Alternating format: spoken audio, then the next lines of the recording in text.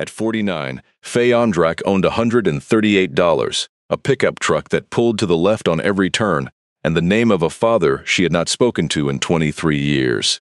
The divorce had taken the rest. It had taken the house on Sycamore, the joint account she'd fed for 2 decades, and the quiet certainty that her life, whatever else it lacked, at least had a shape. Now it had no shape at all. It had a number, and the number was small. She learned her father had died the way she learned most hard things that year, secondhand and too late. A voicemail from a lawyer she'd never heard of, a man named Theodore Quint, asking her to come to a reading in the village of Drummond's Lock, up in Montgomery County, where the Mohawk River ran brown and patient between the old mill towns. She had not been back to that village since she was 26. She had promised herself she never would. But $138 does not allow a woman the luxury of her promises. The year before had taken everything in pieces, slowly the way the worst years do.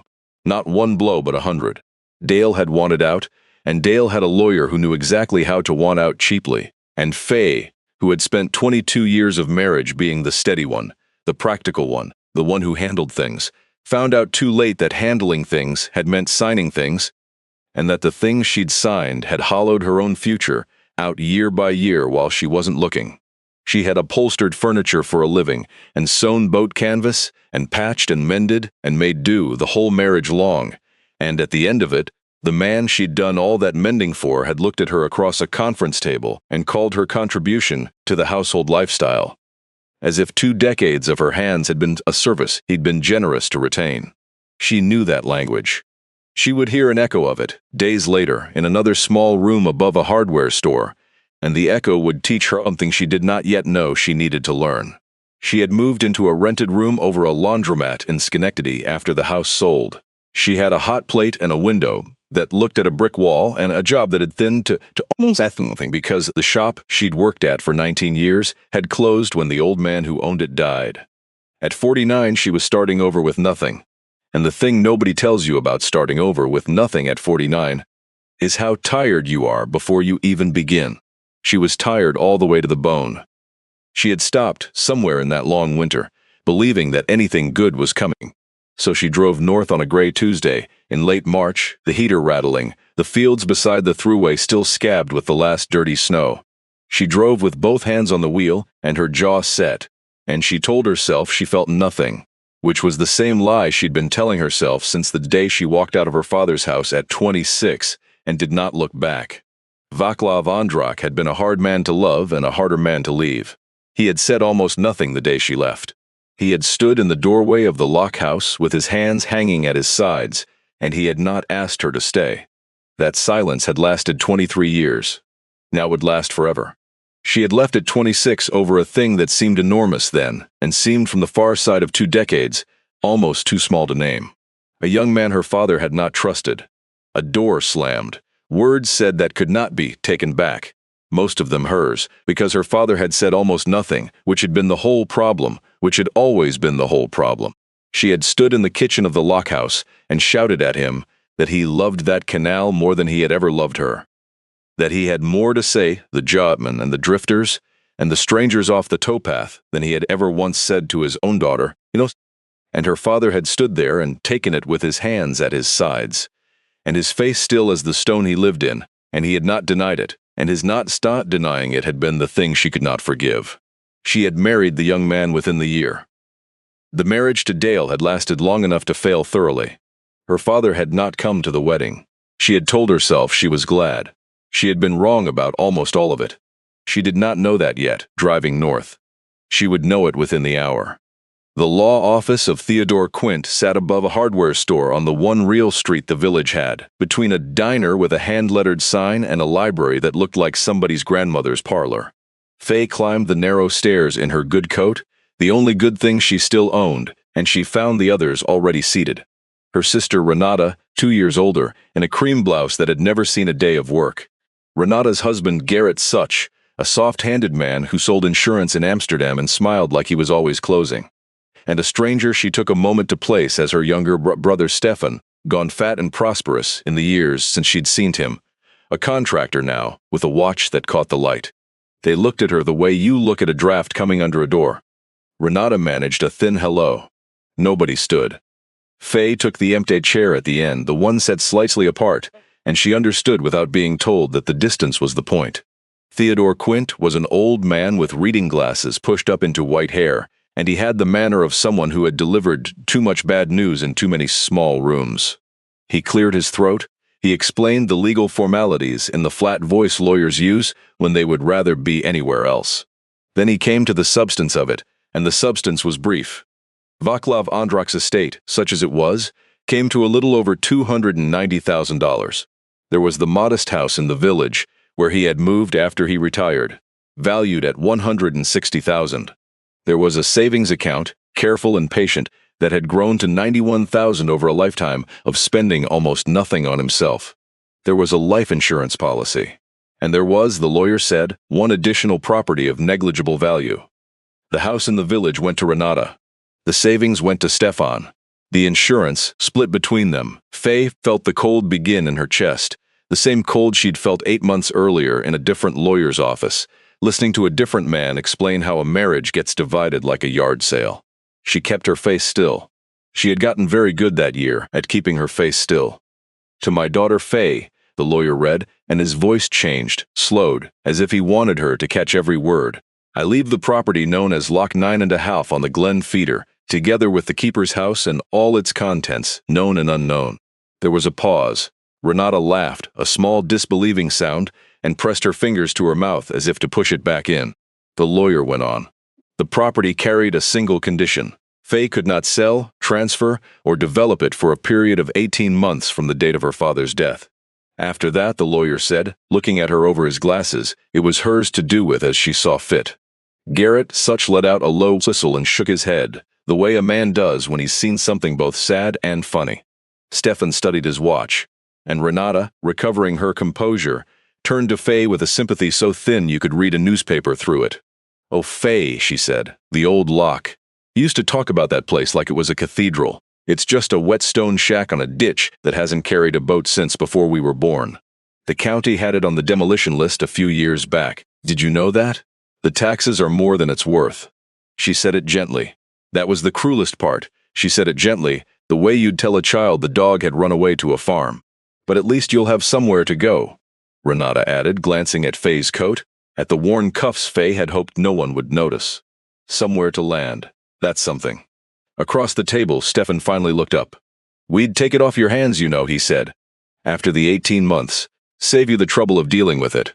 He smiled. "Give you, say, 4,000 for the inconvenience. Cash? You could use 4,000, I'd think." The number hung in the air. $4,000 for the inconvenience. As if her father's last word to her were an inconvenience to be settled at a discount. Faye looked at her brother, and then at her sister, and then at Theodore Quint, who would not meet her eyes because he was ashamed, this old man, ashamed on behalf of a family that felt none for itself. She did not raise her voice. She had no voice left to raise. "I'll think about it," she said. And then she signed the papers, and she took the brown envelope the lawyer slid across the table, and inside it was a deed and a single key, iron old, heavy as a stone, and a folded sheet of paper in handwriting she had not seen in 23 years. She did not open the note in that room. She would not give them that. She drove the 3 miles out of the village with the envelope on the seat beside her, down a county road that turned to gravel, and then to dirt, the bare maples closing overhead until the light came through gray and thin. The Glen Feeder ran along her left, what was left of it, a long straight cut of black water choked with cattail and silt, the towpath beside it grown over and soft. She had not been down this road since she was a girl. Her body remembered it before her mind did. The bend, the leaning sycamore, the place where the water widened. Her hands knew when to slow for the rut that had always been there, the deep one that filled with brown water every spring, and the truck dropped into it and climbed out of it, exactly the way her father's old truck had dropped and climbed when she was 7. In the seat beside him, on 1,000 evenings, she had spent 23 years telling herself she did not miss. The trees thinned, the cut widened, and then the lock house. It stood where it had always stood, a low rectangle of fieldstone with a slate roof and 2 chimneys, set on the rise between the feeder and the towpath like something the river had decided to keep. The lock itself lay just below it, the great timber gates rotted half open, the stone chamber dry and full of leaves, the iron crank arms seized red with rust. The wooden walkway across the gates had collapsed at one end. A sign, faded almost to nothing, hung crooked from a post. Lock 9.5, Jill Feeder, no trespassing. Faye sat in the truck a long moment, both hands on the wheel, afraid to look and afraid to look away. Then she got out. The gravel crunched under her boots, loud in the stillness, and the cold came off the black water, carrying the smell she had not smelled in 23 years, and recognized instantly, all the way down, the green rot of canal mud and wet stone and old machine grease, the smell of her whole childhood. Somewhere a wood duck called and went quiet. The wind moved in the dead cattails with a dry hiss. The house was not what Renata had described. It was poor, yes, and worn, the white paint peeling from the window frames, a gutter hanging loose, but it was not falling down. The stone walls stood square and true the way her father had stood, square and true and giving nothing away. Somebody had kept the roof patched. Somebody had stacked firewood under a lean-to against the north wall, neat, recent, the splits still pale at the ends. She did not understand that woodpile. Her father had been dead 3 weeks. She walked up to the door, the iron key heavy in her hand, and she saw the lamp. It sat in the window beside the door, an old brass railroad lantern with a smoke-blackened chimney, set on the wide stone sill exactly at the height of a man's eye. Around it the paint of the sill was worn down to bare wood in a small oval, as if a hand had set that lamp down and lifted it up 10,000 times across 50 years. It was not lit now, but there was oil in the well of it. She could see the oil, fresh. Faye stood there with the key in her hand and felt the first crack run through the stillness she had built around herself. She did not understand any of it, not the woodpile, not the oil, not the worn oval in the paint. She put the key in the lock and turned it, and the iron tongue slid back smooth and oiled, and the heavy door swung inward without a sound. She would not understand what her father had been for another hour. And by then nothing in her life would be the same. The inside of the house was one large room downstairs, with a stone hearth at one end and a plank table in the center and a steep stair climbing the wall to the rooms above. It was clean. That was the second thing she could not account for. A dead man's house, 3 weeks empty, ought to smell of dust and absence, and instead it smelled of wood smoke and lamp oil, and the particular cleanliness of a place somebody still swept. There was kindling in the box by the hearth. There was a kettle on the stove. There was a single chair pulled up to the window where the lamp sat, and on the floor beside the chair, a worn plate to the boards, where a man's boots had rested through countless evenings, watching the towpath, watching the dark. And there were the photographs. Not many. Her father had not been a man for photographs, but the few he had were on the mantel, in plain wooden frames he must have made himself, and Faye crossed the room slowly and looked at them and felt the floor tilt. Her mother young, laughing on the towpath in a summer dress, gone now 30 years, and Faye. Faye at 7 on her father's shoulders by the open lock gates. Faye at 12 holding up a fish. Faye in her graduation gown, a photograph she did not remember anyone taking, which meant her father had stood at the back of that gymnasium where she'd never seen him, and watched, and slipped away before she could. She had spent 23 years certain her father had not loved her. The proof of it had been his silence. And here, on a dead man's mantel in a house she'd been given as an insult, was the silence turned inside out. She had to sit down. She sat in the chair by the window, in the worn place where his boots had rested, and she put her face in her hands, and for the first time since the divorce, since the long, terrible year, Faye Ondrak wept. Not for the marriage, not for the money, for the 23 years, and the doorway, and the man who had not asked her to stay because he did not know how to ask anyone for anything, only how to give. She did not hear the footsteps on the towpath. She did not hear the door, which she had left open. She became aware of him only because the light changed, a shadow falling across the worn boards.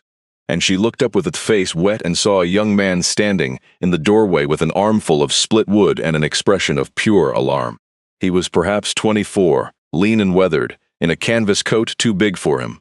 He went absolutely still when she looked at him, the wood in his arms, his eyes moving from her face to the open door, to the lamp in the window, and Faye understood in an instant that he had not expected to find anyone here, that he had come, as he must have come every day for 3 weeks, to tend a house whose keeper was dead.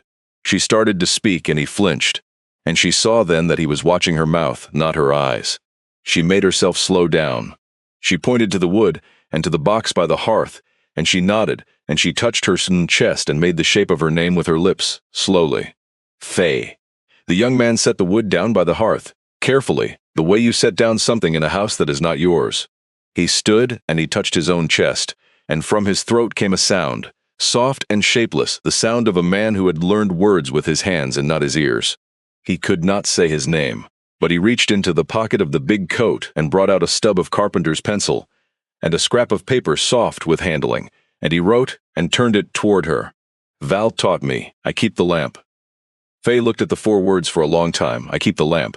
She looked at the young man, at his careful hands and his too big coat, and his eyes that would not quite settle on hers, and she understood that she had just met the first living proof of a man she had spent 23 years believing she'd already known. She did not know yet that there were dozens more. Emmett would not stay for coffee. He grew anxious when she tried to keep him, his eyes going to the door, and she let him go rather than frighten him further. But before he left, he did a thing she would remember the rest of her life. He went to the window, to the lamp on the worn sill, and he lifted the smoke-blackened chimney, and he struck a match against the stone, and he lit the wick. The flame caught and steadied and threw a small warm circle out across the gathering dusk, out over the towpath, out toward the dark water and the road beyond. Then he looked at her, to be sure she had seen, and he set the chimney back, and he made a sign with one hand, a flat hand moving slowly forward away from his body. A sign she did not know yet but would come to learn meant the only instruction her father had ever truly lived by. Let them through. He pulled his big coat around him and went out into the evening, and Faye watched him go down the towpath until the trees took him and she was alone in her father's house with a lamp burning in the window and no idea why. She stayed that first night because she had nowhere else to be. She built a fire because she was cold and the kindling was there. She boiled water in her father's kettle and drank it black because there was no coffee and she could not face the village again that day. And she sat in his chair by the window, in the worn place, and she watched the lamp burn. She walked the house slowly in the firelight before she let herself rest.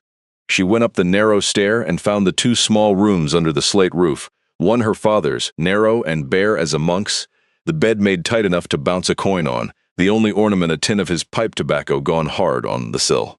The other room had been hers once. He had kept it. That was the thing that undid her on the stair.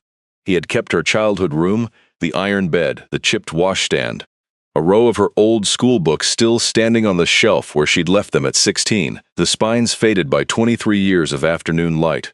He had dusted them. A dead woman's mother does that, keeps a room, but a hard, silent father who is supposed never to have loved you. That father is not supposed to dust the school books of a daughter who screamed at him and left and never wrote. Faye stood in the doorway of her own girlhood and held to the frame and made herself breathe.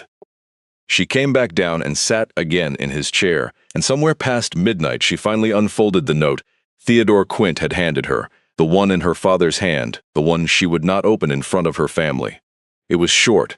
Her father had never been a man of many words. "Faye, if you are reading this, you have come back to the lock. Good. There is more here than they will tell you. Look behind the chimney wall, the loose boards at the bottom, left of the hearth. I should have shown you when you were small. I should have shown you a great many things.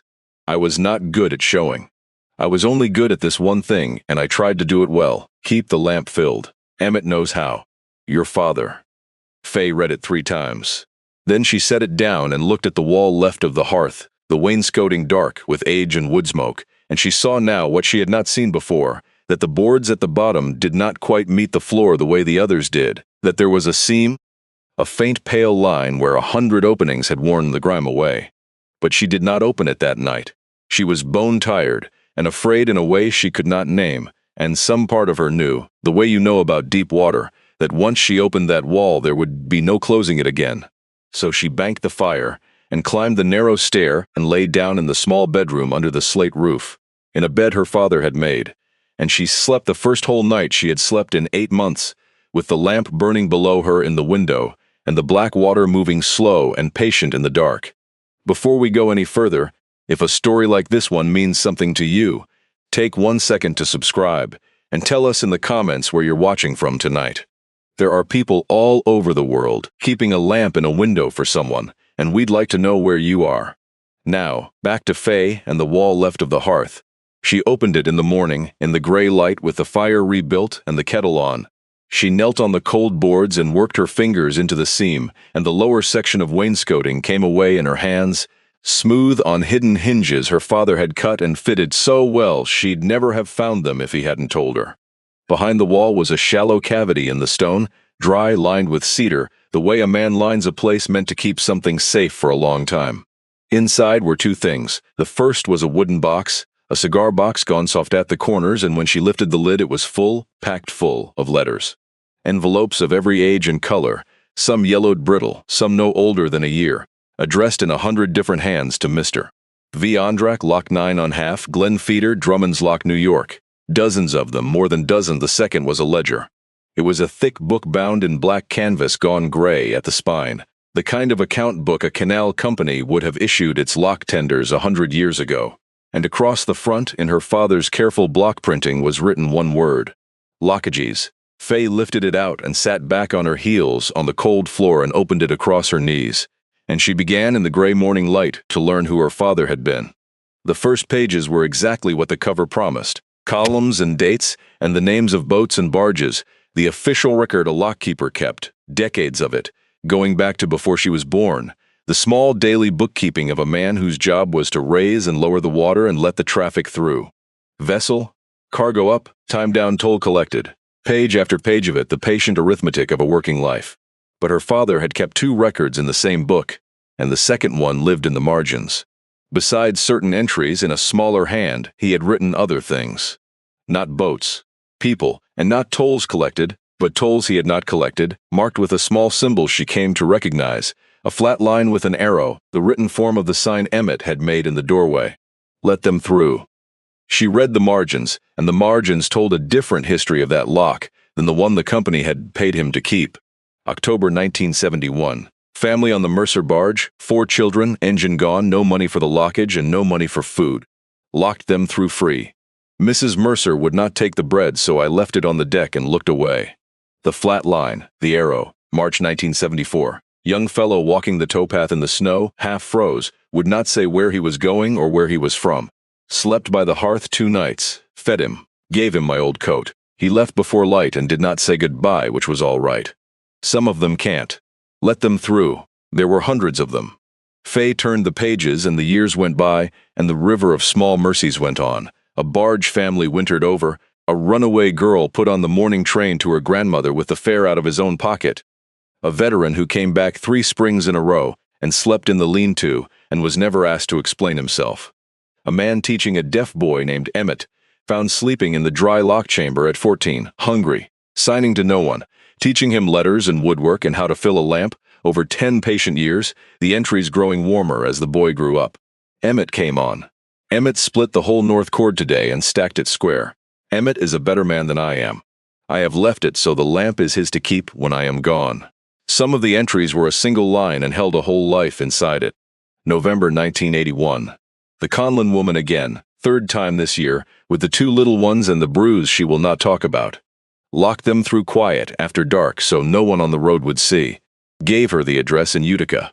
God go with her. Let them through. Faye read that one twice and then sat very still because she understood exactly what her father had been doing. On the nights he raised the water of a dead canal after dark so no one on the road would see. And she understood that he had been doing it for 50 years, and that he had told no one, not the village, not the canal authority, not his own children, because a man who is truly helping the frightened does not advertise the harbor. April 1990. Boy off the freights, maybe 19, would not give a name, ate like he hadn't in Dizays, slept 2 nights. Took the bus money and the work gloves and went on west. Did not look back. That is all right. The ones who can't say thank you need it most. Let them through. July 1996. Found a man asleep against the lock gate at first light, well-dressed, good shoes, weeping, would not say why. Sometimes it is not the poor ones. Sometimes a man in good shoes has come to the water meaning to walk into it. Sat with him until the sun was up, made him eat. He left at noon and shook my hand and could not speak. I do not know his name. I think about him. Let them through. There were entries that were only about the light. Quiet night, no boats, kept the lamp lit. Snow, kept the lamp lit. Sick in the city, did not call, kept the lamp lit. That last one stopped her cold. A date she could place, a winter she could remember, the winter she'd had pneumonia in her first hard year away, and had told no one in her family, too proud, too angry. And on that very night, 3 north, in a stone house she'd sworn never to enter again, her father had sat alone by a window and burned a light into the dark and written her name in a ledger of strangers, as if she too were out there somewhere on the cold water, and the lamp might somehow reach her. She had not known he knew she was sick. She did not know to this day how he had known. But he had known, and he had done the only thing he knew how to do, which was to keep the light on. And woven all through it in the margins of 50 years, the lamp kept the lamp lit. That was an entry by itself, repeated hundreds of times, on the nights when nothing else happened, when no one came, when her father had simply sat in his chair by the window and burned a light into the dark for the sake of anyone out there who might need to know that somewhere on that cold black water there was a warm window and an unlocked door. He had never written down why. He hadn't needed to. The why was the whole book. Faye sat on the floor of the lock house with the ledger across her knees and understood, finally, completely, 23 years too late, that the silence she had taken for coldness had never been empty. It had been full to bursting. Her father had simply spent every word he had on people who could not pay him back, and had none left over for the daughter who needed to hear them. She did not know whether that made it better or worse. She knew only that she was not going to take $4,000 and walk away. Whatever Lock 9.5 was worth on the county's books, it was the only thing she had ever been given that was given out of love. She opened the cigar box then, and she read the letters, and the letters were the other half of the ledger, the answers to all those margins. Thank you. You will not remember me, but I was the girl in 1979 you put on the train. I have 3 grandchildren now.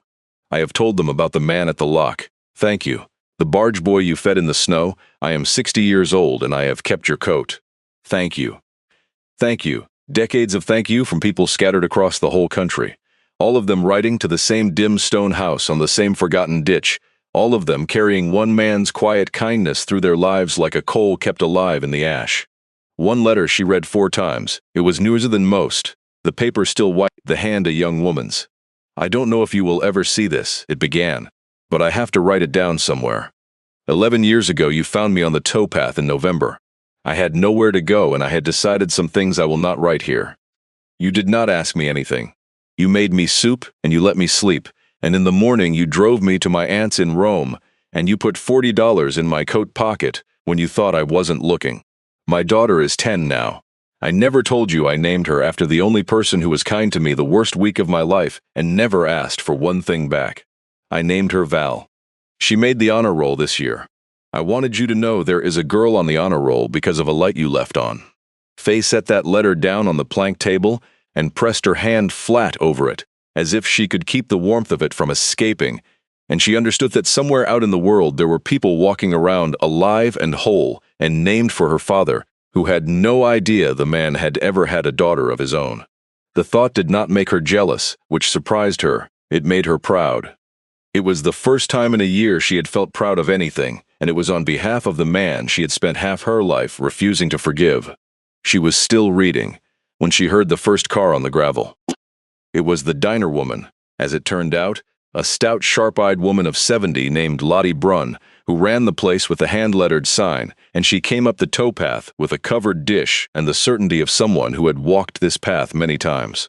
She stopped when she saw Faye in the doorway, and her hard face softened and her eyes filled. "You're Val's girl," she said. "The one in the graduation picture. He showed me that picture more times than I can count." She held out the dish. "It's just a pot pie. I didn't know if you'd have anything out here. He never did, the old fool. He gave it all away." Faye took the dish. She did not know what to say, so she said the only true thing she had. "I didn't know him," she said. "I thought I did, and I didn't know him at all." Lottie Brunn looked at her a long moment. "Then come find out," she said. "Half this valley owes that man something they never paid back, because he wouldn't let them. You start asking around about Val Ondrak. Child, you better clear your afternoon." She was not wrong. Word moved through Drummond's Lock the way it moves through any small place, and over the next days they came, 1 and 2 at a time, down the dirt road and up the towpath, to see the locks with a light in the window again. They came embarrassed and they came grateful, and some of them came just to stand at the dry lock chamber and remember.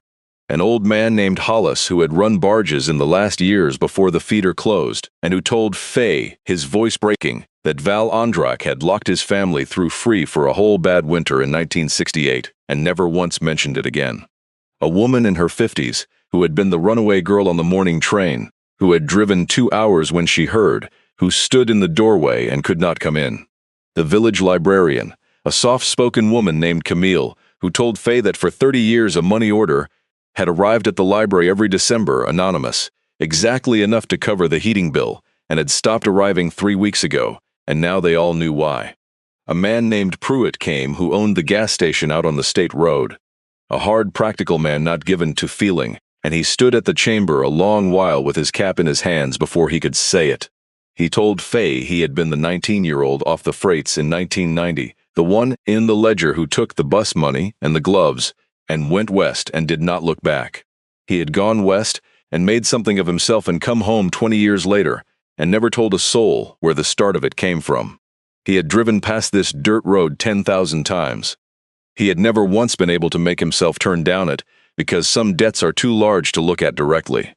I should have come and thanked him while he was alive, Pruitt said, and his voice was steady, but the cap was in his hands. I kept thinking there'd be time. He looked at Faye. Don't make my mistake with the time you've got left, miss. Whoever it is.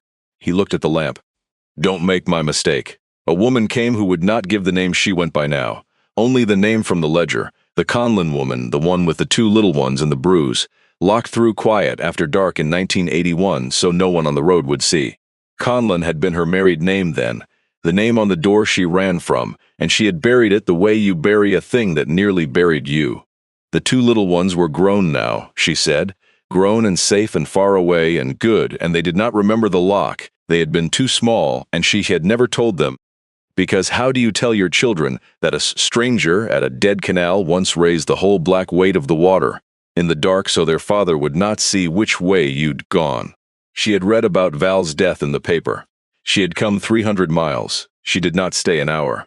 But before she left, she took Faye's hands in both of hers and held them hard and said, "You tell people he was real. They'll say nobody's like that. You tell them one man was." Then she got in her car and drove 300 miles home, and Faye never learned her name, and somehow that was exactly right, exactly the way her father would have wanted it, a kindness that kept its silence at both ends. The village pastor came, an old man named Witt, and told her about the heating money and the church roof, and the family at Christmas who never knew where the box of food on the porch had come from. The woman who ran the feed store came. A retired schoolteacher came. It was Lalati Brun in the end, who gave Faye the piece she had been missing her whole life, the piece that explained the man. She came out one evening with a thermos of coffee and sat with Faye on the stone step and told her how Val Ondrak had come to the lock in the first place, because Faye, it turned out, had never known. Her father had not been born to that house. He had come off a boat as a boy after the war, a Czech kid with no English and no people, half his family lost in the old country in ways he never once spoke of, and he had ridden the rails and walked the towpaths through a country that had no particular use for him. And one winter night, frozen and starving and 19 years old, he had come down the Glen feeder in the dark and found a light in the window of an old lock house, and the keeper then, an old man whose name Lottie did not know, had taken him in, fed him, given him work, and asked him nothing. Your father stayed on, Lottie said, learned the lock from that old man. Took it over when he passed. Bought it for the $1 when the canal gave up on it. He never forgot what that light meant to a boy who had nowhere on this earth to go. She looked at the lamp in the window. He used to say, a man who's been let in has got no business ever locking the door behind him. That was the whole of his religion, child. That one sentence. He just never said it out loud. He said it with the lamp. Faye sat with that a long time after Lottie had gone. Her hard, silent father, whom she had spent 23 years resenting for having nothing to give her, had himself been a lost boy once, saved by a stranger's window in the dark, and had spent the rest of his life trying to be that window for everyone else who came down the water alone. He had not been withholding his love. He had been pouring it out every single night in the only direction he had ever learned it could safely go. She understood her father now better than she had ever understood anyone, and the understanding came too late to give him, which is the particular cruelty of the dead, that they finally make sense exactly when you can no longer tell them so. She came for 2 weeks, all of them. And Faye, who had believed she came from nothing and nobody, who had spent a year being made to feel she had no worth at all, sat in her father's doorway and received, like a strange inheritance, the accumulated gratitude of an entire valley toward a man whose own daughter had not known him. Each story was a stone laid back into a wall she had let fall down inside herself 23 years before. By the end of the second week, the wall stood again, and her father stood inside it, whole at last, the way he had never once let her see him while he lived. And Emmett came every day at first light with the wood, and slowly, carefully, he began to teach Faye the signs. The alphabet first, finger by finger, then the small useful words. And then, one gray afternoon by the lock, he taught her the sign her father had lived by, the flat hand moving forward and away, and he pointed to the ledger and to the lamp, and to his own chest and to hers, and Faye understood that he was not just teaching her a sign. He was handing her a charge. The learning was slow, and the slowness was its own gift. There is a particular kind of patience required to speak with your hands to someone who cannot hear, a patience that will not let you rush or mumble or hide behind half-mean words. And Faye, who had spent a whole marriage saying things she did not mean and swallowing things she did, found in it a strange healing. You cannot lie easily in sign. You cannot trail off. You have to look the person full in the face and mean the thing all the way to your fingertips, or it does not come across at all. Her father, she realized, had been fluent in this for 30 years.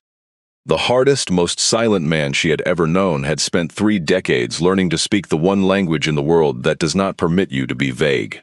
He had not been able to do it with his voice. He had learned to do it with his hands for the sake of a hungry boy asleep in a lock chamber, and Faye thought there might be no truer measure of a person than the lengths they will quietly go to in order to reach the one soul nobody else has bothered to reach. In the evenings, when the wood was in and the light was failing, she and Emmett would sit on the new walkway over the dry chamber. And he would teach her the names of things. Water, stone, cold, home. And she would teach him things in return, the names her father might never have gotten to, the small, foolish, tender words, and they built between them, side by side, over that long spring, the conversation her father had run out of words for. It was the closest she would ever come to talking to him again. She took it. She was grateful for it. She had spent 23 years, thinking she had nothing left of her father, and here was a young man who would him whole in his hands and gave him back to her a little at a time. Let them through. There was one night in those first weeks, before she had decided anything, that decided everything. She had not yet made up her mind to stay. She told herself she was only there until she could think, only keeping the lamp filled because Emmett expected it, and her father had asked it, only sleeping in the cold stone house because a room over a laundromat in Schenectady was the only other place on earth she had a claim to. $44,000 had not been offered yet, but $4,000 had, and some tired arithmetic part of her was still adding and subtracting in the dark, still half-arseless, who had spent a year learning to think of herself as someone with nothing to give and no business trying. And then, past midnight, in a cold rain, there came a knocking at the door. Faye woke in the small room under the slate roof with her heart going hard, a woman alone 3 miles down a dirt road with no neighbor inside a mile, and every sensible voice she owned told her not to answer it. She lay still and listened. The knock came again, low, not the knock of someone who means harm. Harm does not knock, but the knock of someone at the absolute end of themselves, the soft, exhausted knock of a person who has walked a long way to a light they were not sure would be real. And below her in the window the lamp was burning. Emmett had lit it at dusk. It had been burning out into the rain for hours, a small, steady promise thrown across the dark water to anyone who needed it, and someone tonight had needed it and had followed it down the towpath in the rain to her door, exactly as 50 years of them had followed it to her father's. She understood, lying there, that this was the whole thing. Not the ledger, not the easement, not the inheritance. This. A knock in the night and a choice.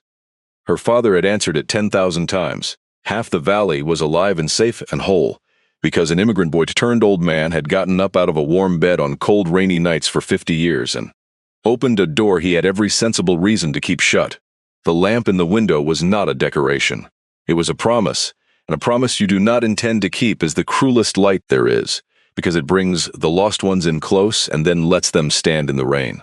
Faye got up. She put on her father's old coat, the one that still hung on the peg, and she went down the dark stair, And with her hand on the cold iron of the lock, she made the choice that all the lawyers and all the offers had not been able to make for her.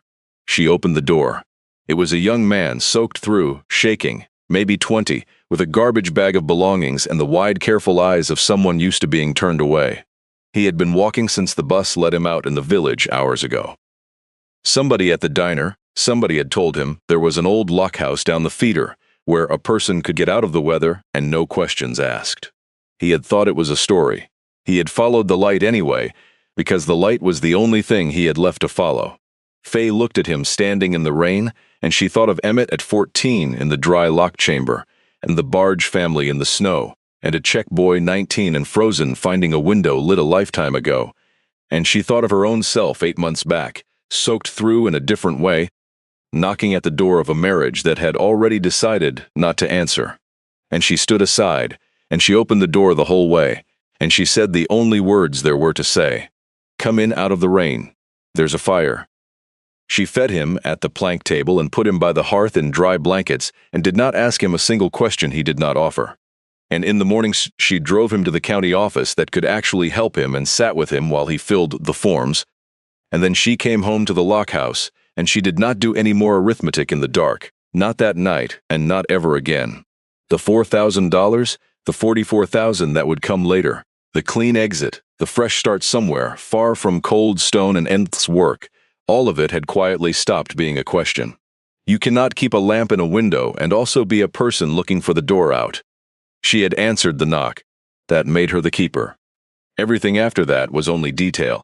She might have lived there in quiet for a long time, learning her father in reverse. If the gray SUV had not come up the dirt road on the second Saturday, riding too fast for the ruts, throwing mud, out of place on that road the way money is always out of place where there isn't any.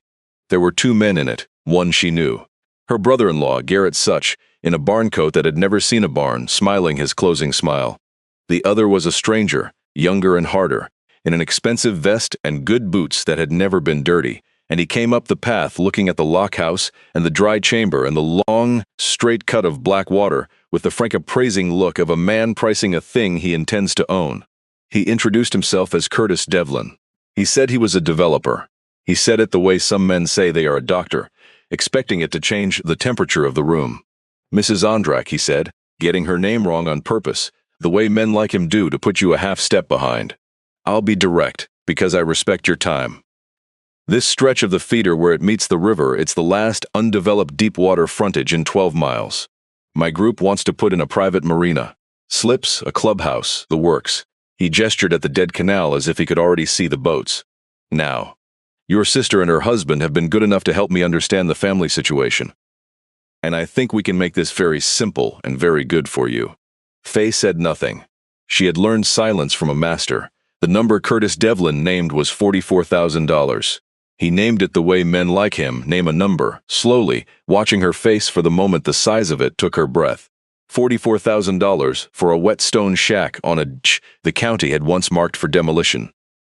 To a woman with $138 and a truck that pulled to the left, it was not a number. It was a door out of a year of drowning. Garrett Such was nodding along, warm, encouraging. "Think what that could do for you, Faye," he said. "A fresh start. You could put the whole nightmare behind you." He let the word nightmare sit there, gentle and poisoned. And for one long moment, Faye wanted to say yes. She was tired. She was poorer than she had ever been. The lockhouse was cold and the work was endless, and $44,000 would let her sleep. Then she looked past Curtis Devlin's shoulder to the window, where the lamp her father had burned for 50 years sat dark in the daylight, waiting for dusk.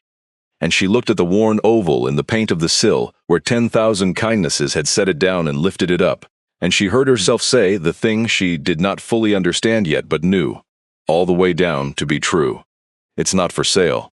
Curtis Devlin's smile did not change, which is how she knew he had not heard her. They never hear it the first time. He spread his hands and began, reasonably, to explain to her all the reasons she was wrong.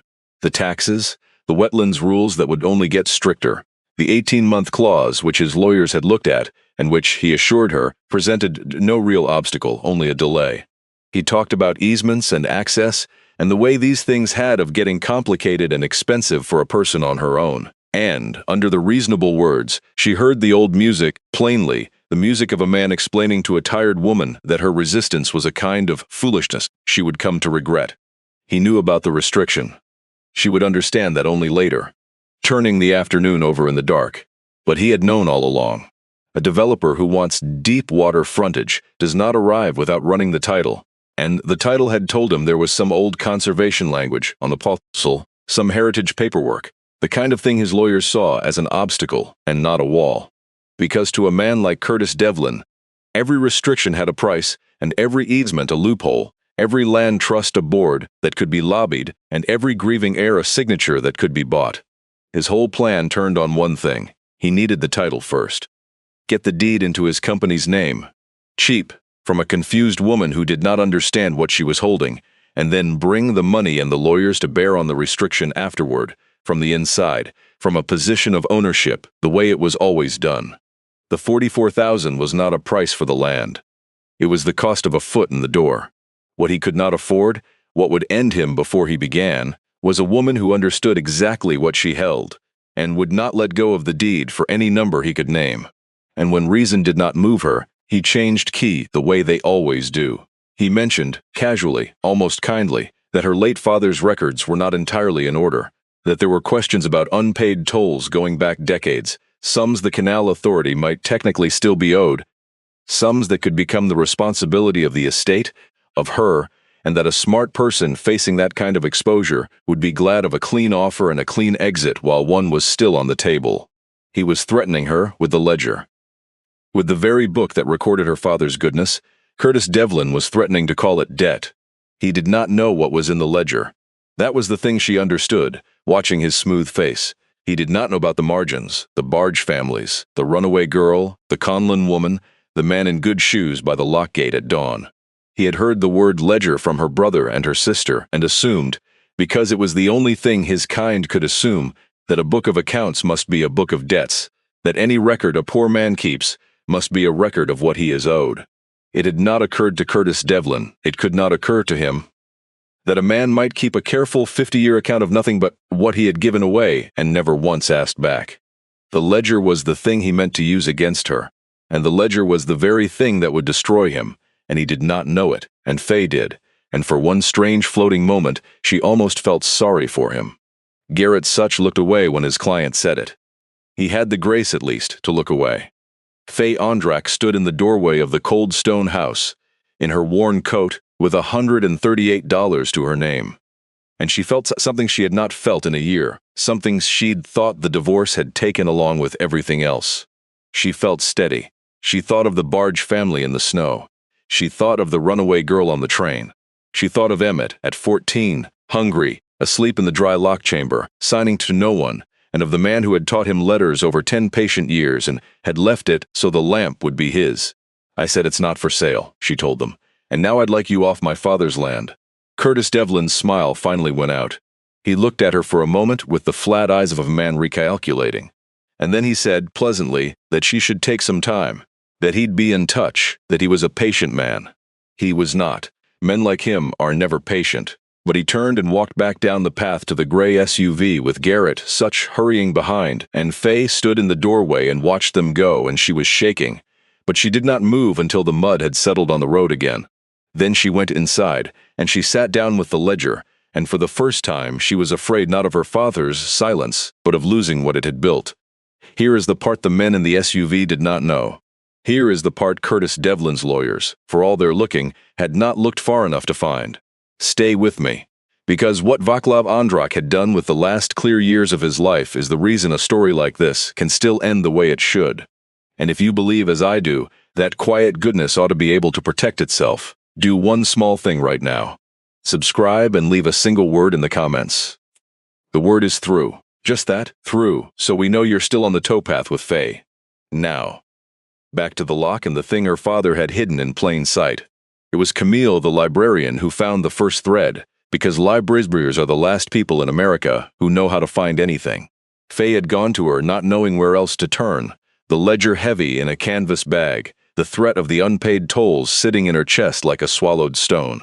And Camille had listened, and then she had pushed her glasses up and gone very quiet. And she had said, "Val never told you about the easement?" Faye had not known what an easement was. So Camille showed her. In the county records, in the careful files of the State Canal Heritage Program, in documents 20 years old that Vaclav Ondrak had signed in a lawyer's office and never once mentioned to a living soul. The man had not just kept a lamp in a window. He had spent the patient last years of his life building a wall around the thing he loved that no amount of money could climb. In the year Faye turned 29, the same year she'd been certain her father had forgotten she existed, Vaclav Ondrak had donated a perpetual conservation easement on the entirety of Loch 9½ and its frontage to a land trust, and had simultaneously deeded the towpath and the loch works themselves into the State Canal Heritage Corridor as a protected historic structure. The language was iron. The water frontage could never be dredged. The chamber could never be filled. No marina, no clubhouse, no slips. Not in 18 months, not in 80 years, not ever. He had given away, in legal terms, every dollar of the thing's development value, the entire 44,000 and the millions behind it, so that the loch could go on being only what it had always been. A place to pass through, a light in the dark, and the unpaid tolls. Camille found that too, because of course she did. There were no unpaid tolls. The Glen feeder had been formally abandoned by the Canal Authority in 1959, decades before most of the lockages in the ledger. After that date, Vaclav Ondrak had not been a paid employee collecting tolls at all. He had been a private citizen, on his own land, raising and lowering the water of a dead canal at his own expense, for no wage, for no reason any account book could hold, simply because people still came down the towpath in the dark, and he could not bring himself to let them find the light out. There was no debt. There had never been a debt. The thing Curtis Devlin had tried to call a debt was the purest gift Faye had ever heard of. Camille pulled one more file before they left the library that evening, almost as an afterthought. And it was the one that broke Faye open all over again. It was the record of the title transfer, the day the deed to the loch house had first been put solely in Vaclav Ondrak's name, free and clear, decades back. And clipped to it, in the county's patient files, was a copy of a letter her father had written to the Canal Authority. In 1959, the year the feeder died, the year they offered to sell the abandoned loch and its useless house to its keeper for $1 so they could take it off their books. He had written back in his careful block printing, and the letter was 3 sentences long, and Camille read it aloud in the empty library in a voice that would not stay level. I will take the loch and the house for the $1. I do not want it for the land. I want it because people still walk this towpath at night, and someone ought to be here when they do. He had bought the place for $1 in 1959 for one reason, and he had spent the next half-century being that reason. And now his daughter sat in a library 40 years later, holding the proof in her 2 hands. She brought all of it to Theodore Quint, the old lawyer above the hardware store, and she watched his tired face change as he read, watched something like joy come into it, the rare joy of a man who has spent his life in small rooms delivering bad news, and is at last, at the very end of it, holding good. He knew, Quint said softly, tapping the easement. Your father knew exactly what would come for this place once he was gone. The frontage, the deep water, the development pressure. He saw it coming 20 years off, and he made sure that when it came, there would be nothing for it to take. He looked up at Faye over his glasses. Understand what this does. A man like the one at your door can fight an easement, given time and money and the title in his own hand. But he has to own the land to fight from. Your father made the development value 0 and made sure the only road to changing that ran straight through whoever holds the deed. So long as you don't sign, he has no door to put his foot in. The restriction is the wall. You are the gate. He cannot get past either one without your name, and your name is the one thing in this whole business that was never for sale. He turned the page, and the will, he said, the will leaves you the house and all its contents, known and unknown. He was very precise about that phrase. Known and unknown. He meant the ledger. He meant the letters. He meant everything in that wall. He wanted it to be unmistakable, in a court of law, that all of it was yours, and that no one, not your sister, not your brother, not any developer they brought to the door, could ever claim he hadn't meant exactly what he did. When Curtis Devlin came back, and he did come back, with a different smile and a thicker folder and a lawyer of his own in the passenger seat, Faye Ondrak met him in the doorway of the loch house with the easement in her hand, and old Theodore Quint standing beside her, and it was over almost before it began. Devlin's lawyer read 3 lines of the document and went still, and then leaned over and said something low into his client's ear. And Curtis Devlin's did the thing faces do when a man realizes he has been outmaneuvered, not by another man's greed, but by another man's love, which is a thing his kind never sees coming, because they do not believe it is real. He tried for a minute the only move he had left. He turned to the dead canal and the leaning sycamore in the long black water, and he said, almost wonderingly, that it was a waste. All this frontage, all this value, locked up forever for nothing, for a ditch and a shack and a handful of stories about a man giving away bread. And Faye, who had spent a year being made to feel small, looked at the developer and felt only a great calm pity, because she understood at last the one thing men like him can never understand, the thing her father had known and her sister had not, and her brother had priced at $4,000. She understood that Curtis Devlin had looked at the most valuable thing in the entire valley and seen nothing at all, because the only instrument he owned for measuring worth could not weigh the things that mattered. "You're right that it's worth nothing," she told him quietly, to Hugh. And then she asked him to leave, and this time he did, and he did not come back, and the gray SUV went down the dirt road for the last time, and the mud settled, and the lamp in the window waited for dusk. Renata and Stefan did not call. Faye had not expected them to. There was no money in the lock for them now, and people who price a father's last words at a discount have nothing left to say when the discount comes off the table. Once, near the end of that long spring, Renata sent a single text message, 3 words. After she'd heard about the easement from someone in the village. "You always were his favorite." Faye read it standing in the doorway of the lockhouse, and she understood it was meant to wound, and she found, turning it over, that it did not. It only made her sad. She did not write back. Some silences you inherit, and some you choose, and she was learning at last to tell the difference. But Renata did come, once near midsummer, alone in the cream blouse, parking the good car carefully back from the mud. She did not come in.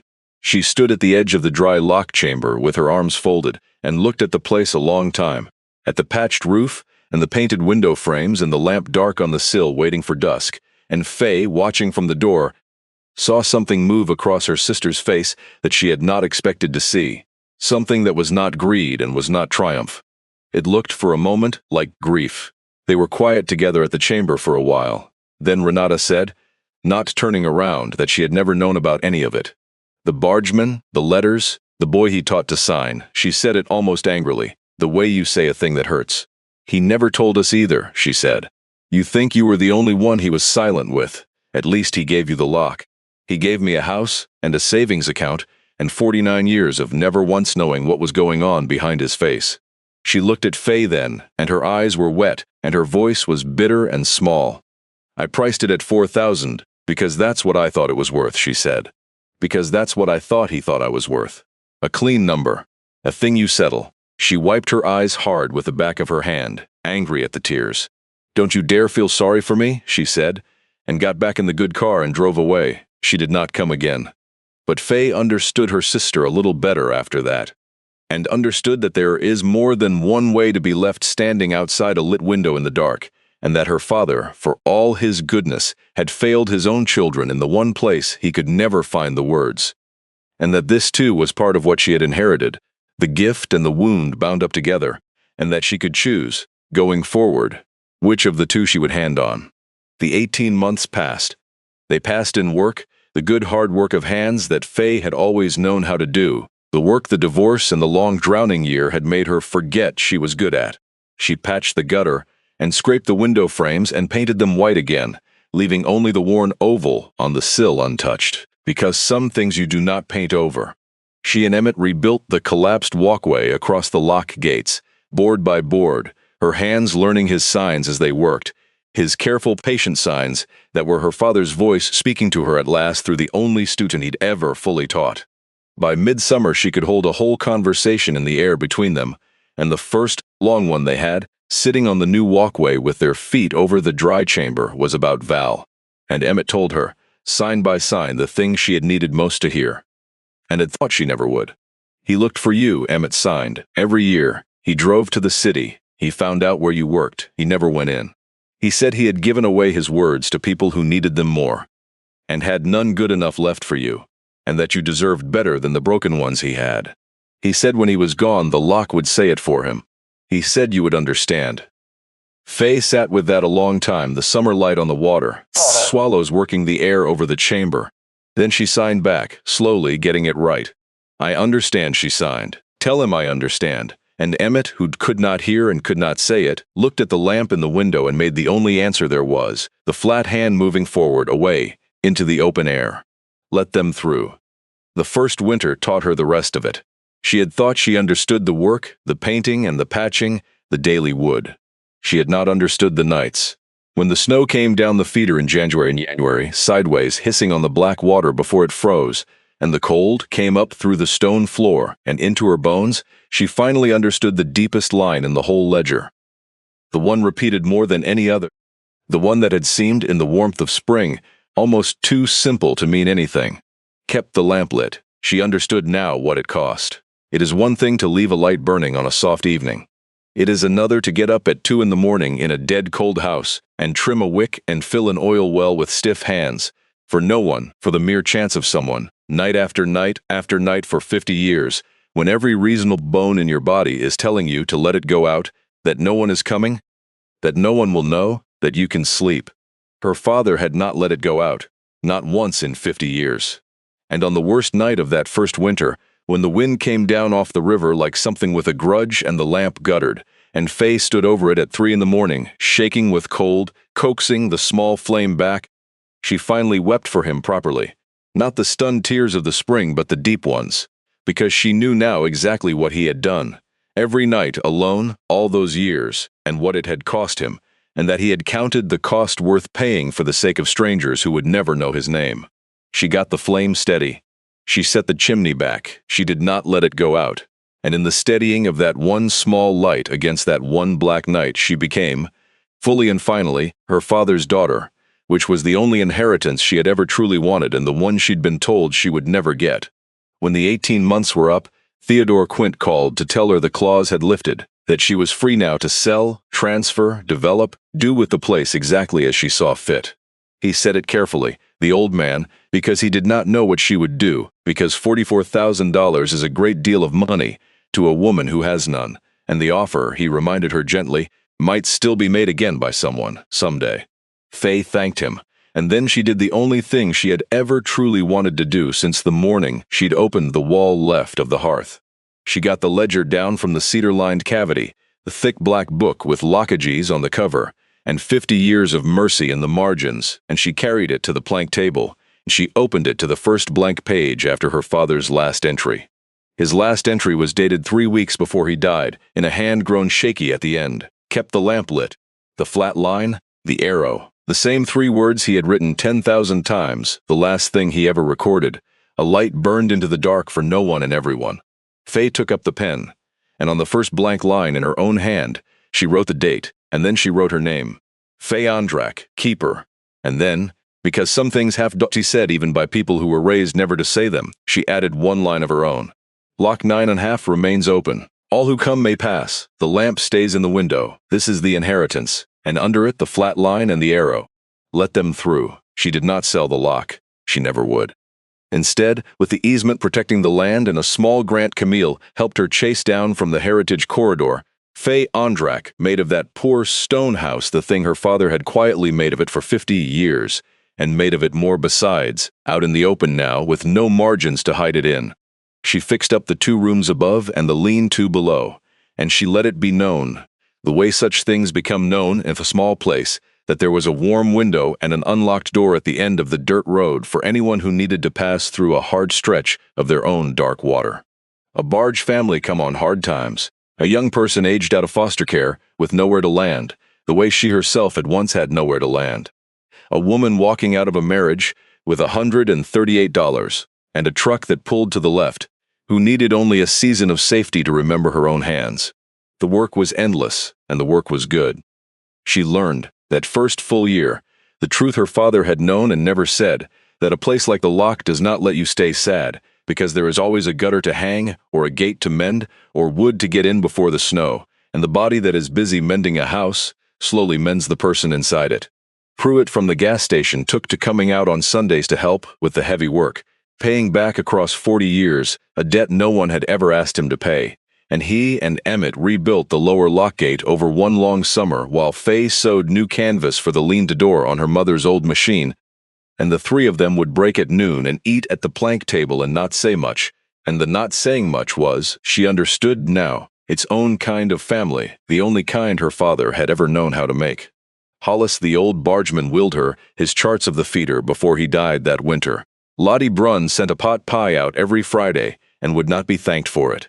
Camille came to read by the fire on cold evenings. The valley, which had loved her father in secret for 50 years, began, without any of them quite deciding to love the daughter out loud. The first woman who came to stay came in October of that first year, sent quiet, after dark, the way the Conlon woman had once been sent, by someone who knew someone who had heard there was a place. She was younger than Faye and more frightened than Faye had ever been. And she had a child asleep in the back seat and a bruise she would not talk about. And Faye took one look at her in the lamplight and understood that the ledger had not closed when her father died, that it had only been waiting, the way the lamp had been waiting, for the next hand to lift it. She put them in the room that had been Faye's own girlhood room, the one with books her father had dusted, and she lit the lamp in the window, and in the morning she did not ask the woman a single question she did not want to answer. The woman stayed the winter. By spring she was steady. By summer she was gone, to a new town and a new start, safe, and she wrote Faye a letter afterward, the first letter, for the new cigar box, the first of the next 50 years, and it said only, "You will not remember the weight you lifted off me. I will carry the lightness of it the rest of my life." Faye put it in the box with all the others, her father's and hers now one record, and she wrote the date in the ledger, and the small flat line and the arrow. On a clear evening in her second autumn at the lock, Faye sat in her father's chair by the window, in the worn place where his boots had rested through 50 years of dusk, and she watched Emmett come up the towpath with the day's last wood, and she watched the light go long and gold across the black water that had carried so many people through, and she lit the lamp. She set it on the worn oval in the sill, her hand finding the exact place his hand had found 10,000 times, and the small flame caught and steadied and threw its circle out into the gathering dark, out over the towpath, out toward the road and whatever was coming down it that night, weary or frightened or simply lost. She had been told that gray Tuesday in the lawyer's office that her father had left her nothing, a wet stone shack on a ditch. $4,000 for the inconvenience. She had believed for 23 years that the man had given her only his silence. She knew better now. She knew that the inheritance had never been the house, though it was a good house, nor the land, though men had wanted it badly enough to lie for it. The inheritance was the understanding, come to her too late to give back and just in time to live by, that her father had not been a cold man at all. He had been a man so full of a single quiet love that it had no room left in it for the ordinary noise the rest of us make, the reassurances and the small talk and the easy daily saying of what we feel.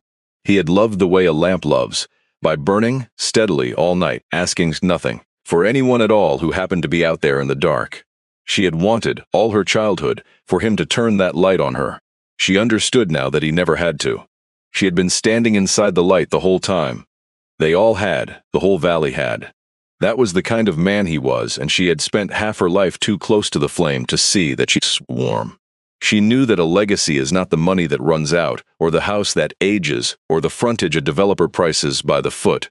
A legacy is a lamp somebody keeps lit for strangers in the dark, and the patient years a man spends building a wall around it so that no greed can ever put it out. And a daughter who comes back too late to thank him and stays to do the thing his whole silent life had been trying to teach her. You do not inherit a thing like that the day a lawyer reads a will.